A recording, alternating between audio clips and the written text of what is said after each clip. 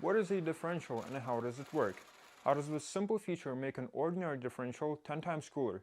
And what does any of this have to do with LSD? To answer all of these questions, we must first build a working model.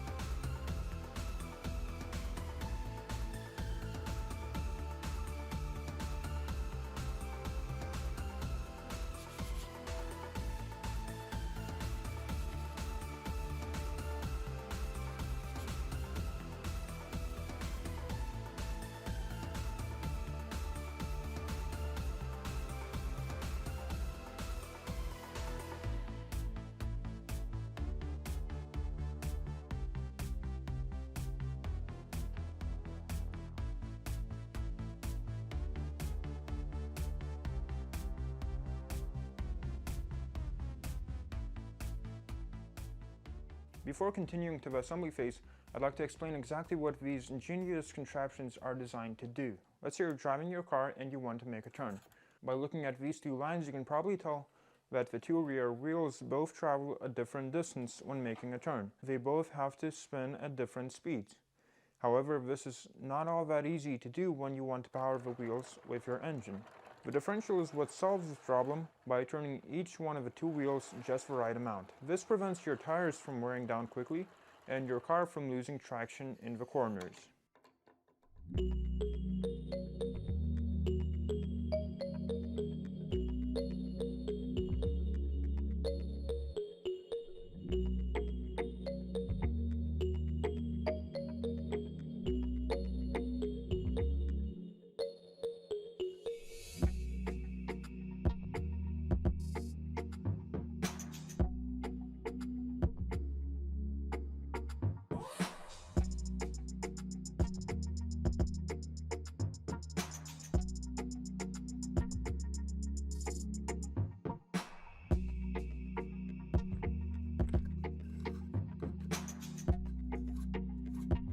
You can see now with drive gear fitted, this one doesn't actually fit in. I'm going to use this box as a jig to test the fit of the gears as I shape them into place.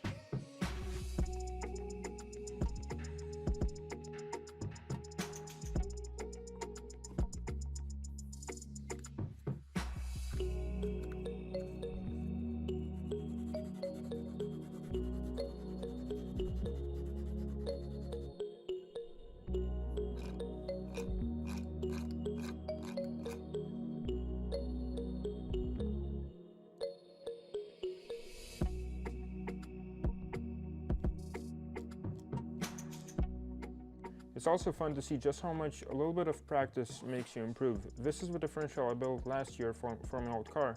Compared to the new one, it's a lot bigger. This one is way more precise and efficient. And fine-tuning the gears for this differential to work passably well took me about a full day, while fine-tuning this one took just a little over an hour.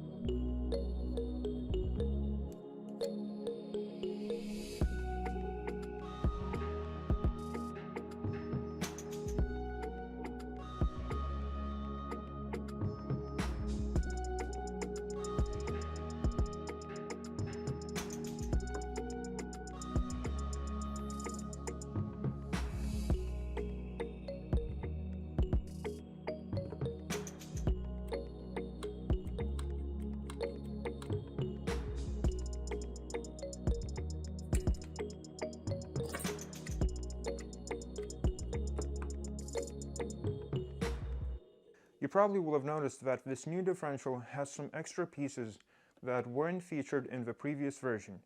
Some of you may think these are here to turn this thing into a limited slip differential, also known as an LSD. But that is not the case. A limited slip diff uses two multi-plate clutches likewise that I've seen here. Unfortunately, I just didn't have enough space or patience to incorporate them into this model. What this actually is a lock that turns this open differential into a locking one. Let me explain.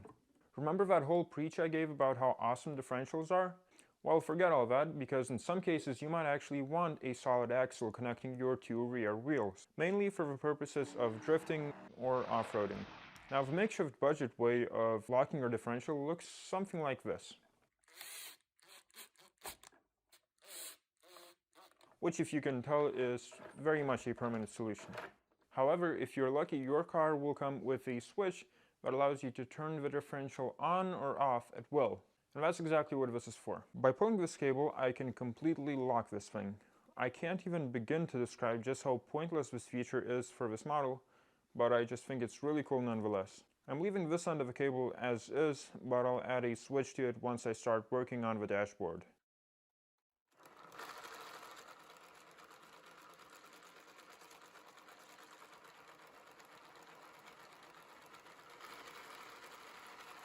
Right now I can easily stop either one of the two axles from spinning, meaning that the differential is working as it should.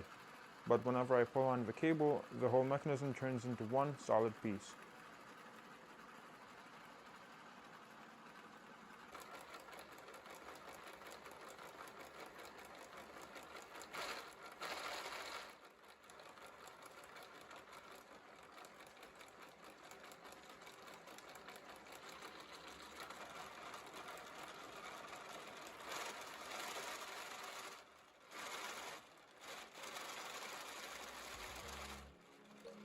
One last thing.